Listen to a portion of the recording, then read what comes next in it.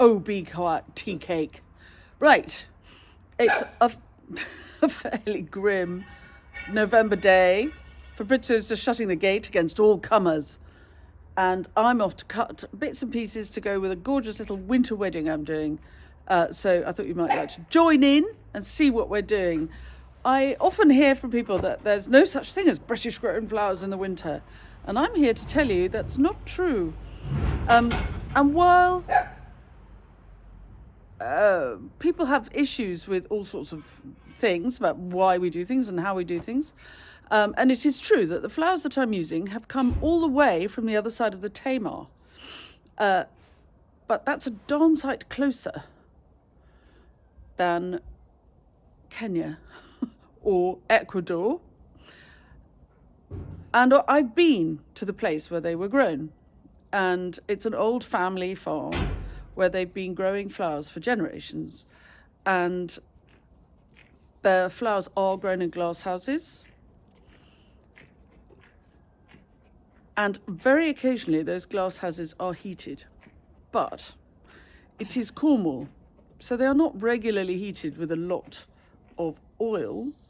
They're only heated, and they are not oil heated when it's very cold. And in Cornwall it's not very cold, generally. So there's not very much heat that goes into producing these flowers. So, one chooses all the time.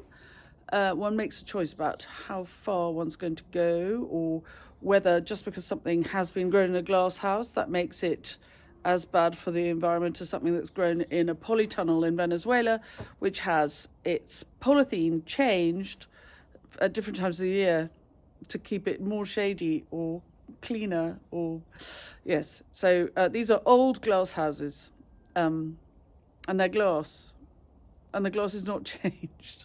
Anyway, enough. Winter wedding coming up. Come along. So look, lots of lovely flowers and sparkling Christmassy lights to boot. They amuse me, and they will eventually go on the Christmas tree, but they're up for the moment in here.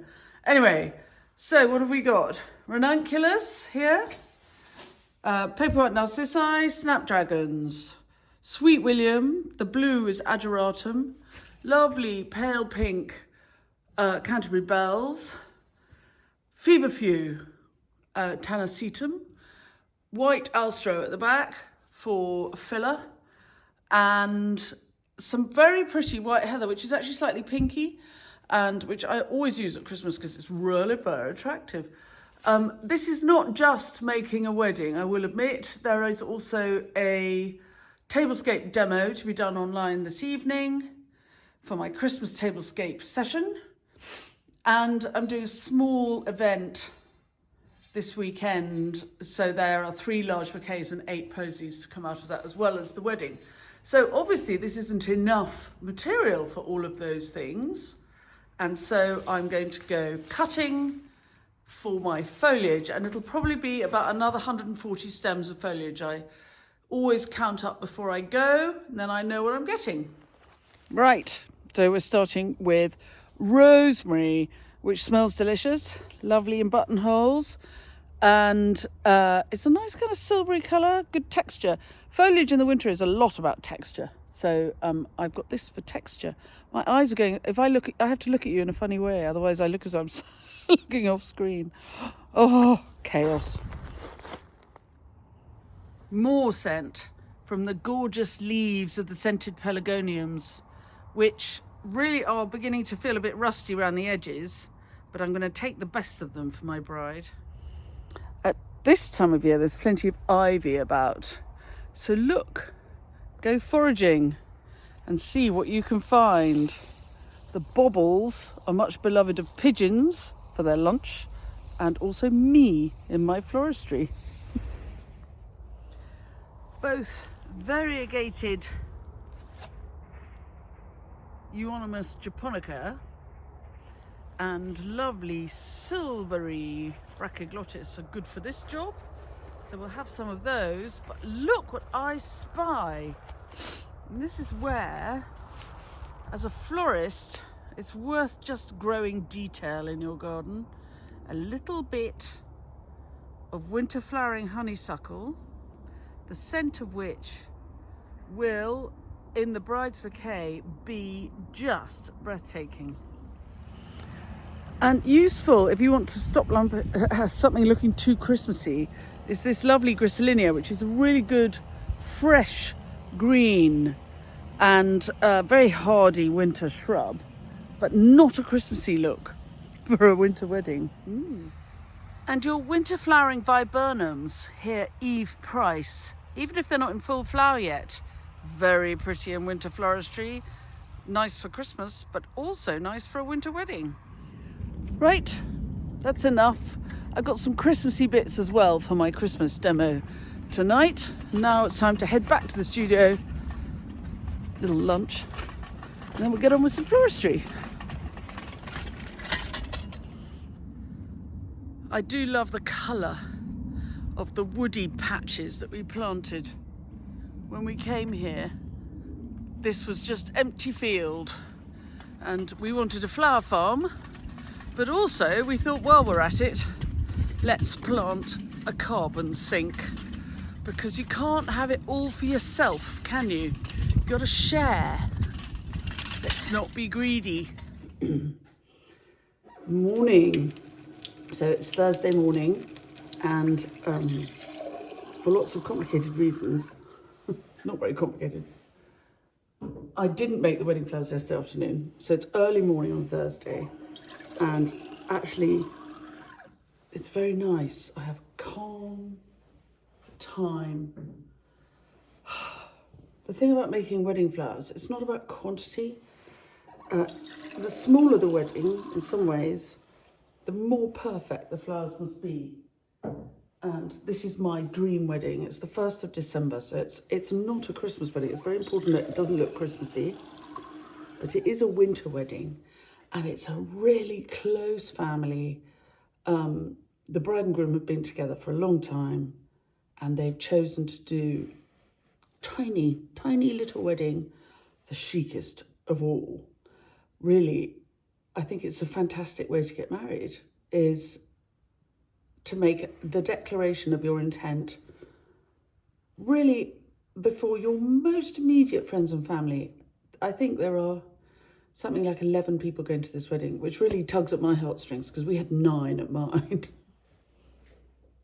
I'm a big fan of the small wedding, so I'm going to give it everything I've got. I've only got 2.5 hours and I've got to be gone because the venue is an hour away and I've got to deliver. So I'm doing my usual thing, filling all my vases and jars so that I'm ready and I know what I've got to make. I've only got a bride, a bridesmaid, 4 posies and 8 buttonholes. And I have 2 hours. No, I have 2.5 hours. Let's go. I love my studio looking like a flower shop. Here's the material to work with. I'm going to start with colour. This is not all going into the wedding. There is other work to be done today. And all this, the flowers have come up from BJ Richards in Cornwall. So there's our bride. She's not too wintry. And actually she's got quite a lot of springy looking flowers. She's got ranunculus and Canterbury bells and Sweet William. These are all grown in cold glass houses in Cornwall by my colleagues. And this is a family firm, generations of flower growers. Cornwall was always the centre, the heart of flower growing in the UK. And as an industry, it nearly disappeared during the 80s, 90s and noughties. However, in the last 10, 15 years, once flower farming, as in a less industrial and more thoughtful way, has really come back into people's consciousnesses. I think that'll do for my lovely friend. Of course, companies like BJ Richards and my other colleagues I work with a lot, Clowants, have held it together, weathered the storm that was the end of the last century, and have come out the other side. And of course, with all of us artisan growers, we value enormously many years of knowledge and experience from these growers who by no means could be described as, you know, big industrial growers, but have all that experience and, let's face it, wonderful infrastructure, you know, huge, like acres of glass houses, wonderful glass houses that have been there for generations. So I'm very proud that I can use, I don't grow flowers during the winter. It's a pretty thankless task, frankly. It's hard work. They are the other side of the Tamar, so Cornwall doesn't freeze so much, it doesn't get so cold. So really what you're doing is protecting flowers from the weather. And don't they do it nicely? Very good, I say. Anyway, right, enough chat. The other thing I could say about this bouquet is, this is the back, obviously. So if my lovely bride wants to walk down the aisle carrying her bouquet frontways, she can. And she won't mark her dress with pollen or anything like that. But equally, most brides carry their bouquets front like this. And that way it works also. And then you get the photograph, got a plan for that photograph like this, looking lovingly at their beloved. And so it's got to look good at all those different angles. And it mustn't be too heavy. This is not too heavy. Anyway, I'm very pleased with it. Best make something now for her lovely daughter, the bridesmaid. And look, both of them are having these little tiny, oh my goodness, the scent of winter flowering honeysuckle is like, it's like having sweet citrus in the mix. It stops you in your tracks. Really worth having. Often it's been very bashed by the weather and the flowers look sort of, they're manky, but today they're just right. Opportunistic florist. Dinky little bridesmaid. Very sweet. They are, once you start, yesterday, I was doing a demo last evening and my head was all wrapped around the demo and I thought, I'm going to do these wedding flowers, and I just couldn't start them until the demo was finished. My headspace was all Christmas. And now it's all wedding, which is very sweet. I'm very pleased with that. Right, all I have to do now are 4 table centre posies and 8 buttonholes, and it's 25 to 8. Happy days. So I'm making smaller versions for the table centre, and these big pieces of feverfew are too big, tanacetum, so I'm splitting them, and then they'll be more delicate in the table centre posies. I don't want great lumps of, very pretty there they are. I want them to be a more delicate look in my posies, she says, one-handed florist. Dinky table centre posy. Now, it's very important, anyone who's been in my workshops will tell you to cut them short enough so that when they're in their little jar, their feet don't touch the bottom. That way, they don't look big and heavy. Sometimes jam jar posies look very big and heavy. This way, they look light as a feather because they are. And very sensibly, my lovely client is giving these posies to her guests to take home as going home presents. So they're not going to go to waste. I think I have a lovely student, Sue, of Foss Farm Flowers, and she just can't bear the waste of wedding flowers, and I'm kind of with her. And so she makes sure that there is a plan for the flowers after the wedding, and I think that's really sensible. So these are going to be given as gifts to the guests to take home. How attractive. And the buttonholes are 1 piece of Sweet William, a little tiny bit of variegated Euonymus japonica, 1 leaf of scented pelargonium, 1 bubble of ivy, and one little sprig of winter flowering honeysuckle with a bud. And I hope that the buds will burst during the day and the room will be flooded with the scent of sweet clementines, sweet citrus. And there we have the buttonholes. So I've just got I've got 8 to make, and then I'll be on my little way. They're sweet. I love them. Always put the pins in the back of the buttonholes as you make them, so that the pins can't be forgotten. And so that the gentleman can tell which is the front and which is the back. It is possible, I have seen it, when the gents aren't sure that they would put the buttonhole that way on instead of that way. And that's not because they're stupid or not creative.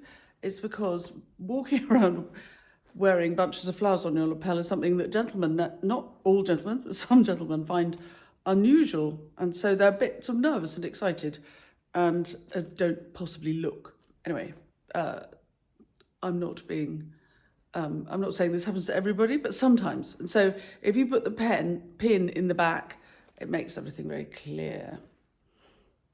And I deliver them, look, I've run out, it's out of season.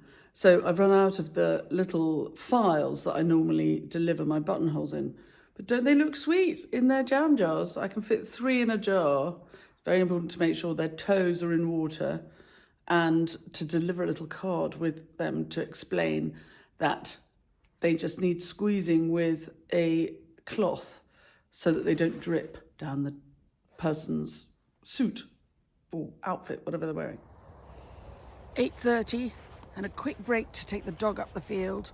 Sharp little frost here.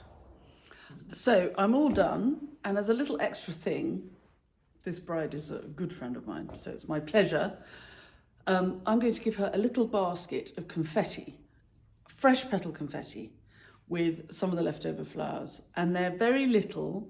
I'm going to do a little mix, and often with venues, they really hate paper confetti because it gets everywhere and they can't get rid of it. But actually fresh petal confetti, so long as it's thrown outside and not trodden into the carpets, if it's thrown outside, it just disappears into the undergrowth. And so they don't mind it so much. I think a little basket of fresh petal confetti as a little added bonus. It's the most beautiful day, happy days. And so I hope there'll be really lovely photographs outside, because you know how the winter light is so gorgeous. So I'm just taking a mixture of the flowers I've got. Hello. I'm just pulling the flower heads off and popping them into the basket. It's really very simple. I'll show you when I've finished. The Sweet William is lots of little flower heads, so I'm just going to cut those off, and then there'll be lots of little individual florets. Otherwise, if you throw a whole bunch of Sweet William like that at somebody's head, they might think you're cross, not celebratory. And there we have a little basket of fresh petal confetti. Once it's done, just toss it around a little bit to make sure that it's not clumped up in any way, and so that when people throw it, it'll land really nicely. It's not masses, but it's just a little extra thing. And actually, I'm going to fill up the basket with a few of these Canterbury Bell flowers. They won't throw well because you can imagine they're not very aerodynamic, but they'll look nice in the basket. There, very pretty. Right, I've got to pack it all up. It's 9 o'clock, time to go. Now, I'm going to put ribbon around everything, not just the bride's bouquet, because it is December and I want it to be wedding-y. Tea Cake is trying to get in to the kitchen where Fabrizio is making breakfast. I want it to look really wedding-y, so everything's going to have ribbon. By the way, I did a winter wedding prep workshop on Tuesday evening. So if ever you wanted a great deal more information about creating wedding flowers for the winter, it is a different mindset to summer flowers, But also I talk quite a lot about what happens if you are ordering in, timings, how to condition flowers when they've been traveling like that. It's a very different way of working from just using material that you've cut out of your garden. And so if you're interested, you can order that on my website and have it as a download. But equally, if you've enjoyed any of the tips and tricks along the way today, you can always buy me a coffee. The link to coffee buying is in the blurb to all my clips, and it really supports the channel. It makes me feel like, oh, well, people are enjoying this, I'll do some more. And if you haven't subscribed, please do, and press the bell icon and we'll tell you when we've got more clips coming up. Right, better keep packing up, and I'm off to Woolly Grange. I will deliver these flowers in their jars so that they're in water, and because the jars are quite short and the water is shallow, I can tie the ribbons on like this without having to lay the bouquet down and risk bruising anything. I think for weddings, my friend who's getting married is quite tall, so I could give her very long ribbons, but actually what I've given her is 2, so that there's lots of float of ribbon when the wind blows, and hopefully the ribbon will be caught by the wind. Okay, enough of that.